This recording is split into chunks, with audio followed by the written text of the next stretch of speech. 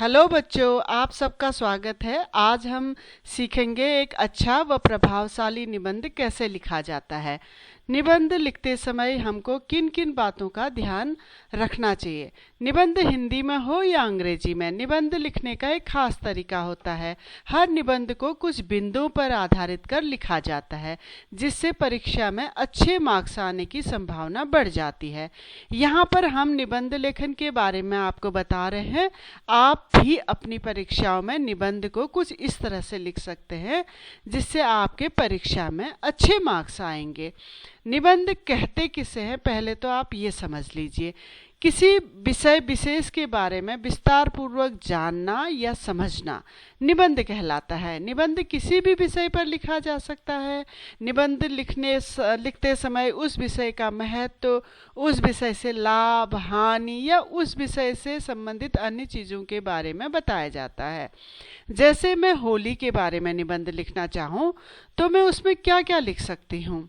होली का क्या महत्व है, होली क्यों मनाई जाती है, होली मनाने से क्या लाभ है और क्या हानियां हैं, इन सब के बारे में हम विस्तार पूर्वक लिखेंगे। होली के हर पहलू के बारे में हम बात करेंगे, तब जाकर कहीं हमारा होली का निबंध पूरा होगा। अब निबंध में जो खास महत्वपूर्ण चीज़ होती है वो ये होती है कि निबंध में सबसे पहले संकेत बिंदु को दिया जाता है। संकेत बिंदु या जिसे आप कंटेंट भी बोलते हैं या विषय सूची, ये सबसे पहले निबंध की शुरुआत में लिखे जाते हैं। अब कई बार क्या होता है कि एग्जाम में आपके संकेत बिंदु पहले से दिए रहते हैं, तो आपको पूरा निबंध उन्हीं संकेत बिंदुओं पर आधारित कर लिखना होता है।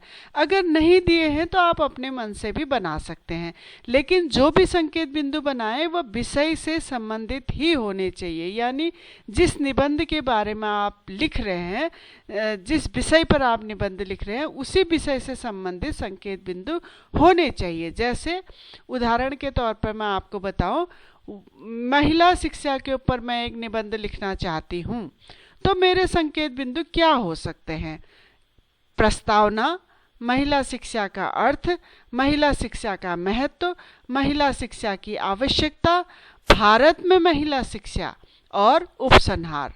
और सबसे एक जरूरी बात मैं आपको यहाँ पे बताऊं, हर निबंध की शुरुआत प्रस्तावना से करनी चाहिए और हर निबंध का जो अंत है वो उपसंहार से करना चाहिए।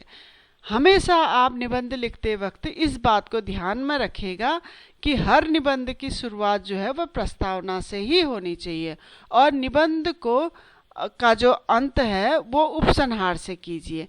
इसी तरह से जैसे मैं अगला निबंध लेती हूँ ऑनलाइन एजुकेशन के बारे में, तो ऑनलाइन एजुकेशन में जो हमारा शिक्षा है, ऑनलाइन शिक्षा, उसके संकेत बिंदु कुछ इस तरह से हो सकते हैं।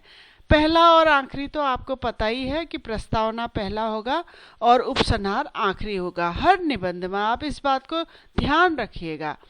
दूसरा, ऑनलाइन शिक्षा क्या है, ऑनलाइन शिक्षा से क्या लाभ हैं, ऑनलाइन शिक्षा से क्या हानियां हैं, तो आपके ये संकेत बिंदु हो सकते हैं। इसके अलावा भी आप लिख सकते हैं, वो आपकी मर्जी है। तो अब जैसे सबसे अगला जो हमारा संकेत बिंदु है, प्रस्तावना जो हमारा पहला संकेत बिंदु है, अब हम इसके बारे में विस्तार से बात करेंगे। फिर हम ऑनलाइन शिक्षा के बारे में विस्तार से बात करेंगे। तो अब आप देखिए, जैसे मैंने यहाँ पे लिखा है प्रस्तावना, तो हम ऑनलाइन शिक्षा के बारे में जो पहला संकेत बिंदु है प्रस्तावना, उसके बारे में बात करेंगे।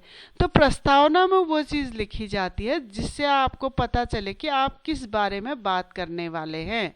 जैसे मैं ऑनलाइन शिक्षा के बारे में बात करने वाली हूँ, तो मैं प्रस्तावना में वही चीज़ लिखूंगी। जैसे मैंने एक उदाहरण के तौर पर आप देख लीजिए, हम आज भी अपने बच्चों को स्कूल की क्लासरूम में बिठाकर ही शिक्षा ग्रहण कराने में ज़्यादा विश्वास करते हैं, लेकिन विगत कुछ वर्षों से हमारे देश में ऑनलाइन शिक्षा भी काफ़ी लोकप्रिय हुई है। कोरोना के बढ़ते खतरे के कारण पूरे देश में लॉकडाउन की वजह से जब सारे शिक्षण संस्थाएं बंद हो गई, तब बच्चों को अपनी शिक्षा जारी रखने के लिए ऑनलाइन शिक्षा का मजबूत सहारा मिला। लगभग सभी स्कूलों के द्वारा इंटरनेट के माध्यम से बच्चों को ऑनलाइन शिक्षा दी जा रही है और बच्चे ऑनलाइन शिक्षा पाकर काफ़ी खुश हैं। तो ये हमारा पहला जो संकेत बिंदु था प्रस्तावना, उसके बारे में हमने लिख दिया। अब दूसरा हमारा संकेत बिंदु है ऑनलाइन शिक्षा क्या है। तो अब हम इसके बारे में बात करेंगे।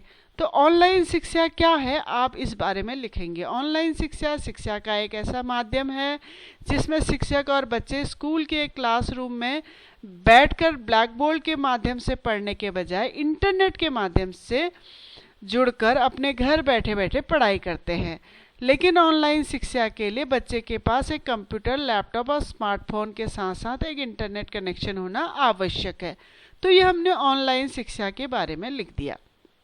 ठीक है, ऐसे ही अगला हमारा संकेत बिंदु है ऑनलाइन शिक्षा से क्या लाभ है। अब हम इसके बारे में लिखेंगे। फिर हमारा अगला संकेत बिंदु है ऑनलाइन शिक्षा से क्या हानियां हैं। तो हम इसके बारे में भी विस्तार से लिखेंगे। फिर हम अपने निबंध को खत्म करेंगे उपसंहार से। कुल मिला के उपसंहार में हम ऐसा लिख सकते हैं कि यह कोई नहीं जानता कि कोरोना काल कब खत्म होगा, कब दोबारा से स्कूल कॉलेज खुलेंगे और कब बच्चे स्कूलों में जाकर पढ़ाई कर सकेंगे। लेकिन ऐसे वक्त में ऑनलाइन शिक्षा ने बच्चों के लिए शिक्षा के द्वार खुले रखे हैं। ऑनलाइन शिक्षा को काफ़ी पसंद किया जा रहा है और अधिकतर लोग, चाहे वो स्कूली बच्चे हों या प्रतियोगिता परीक्षाओं में बैठने वाले बच्चे, ऑनलाइन शिक्षा को पाकर काफ़ी खुश हैं। कहने का मतलब उपसंहार यानी जिसे आप अंग्रेजी में कंक्लूजन कहते हैं कि पूरा जो आपने निबंध लिखा उससे लास्ट में आपको क्या समझ में आया, आप उपसंहार में लिख देंगे उसको। ठीक है, अब हमारा तब जाके हमारा ये निबंध जो हमने किसके बारे में लिखा था, ऑनलाइन शिक्षा के बारे में, ये ख़त्म होता है।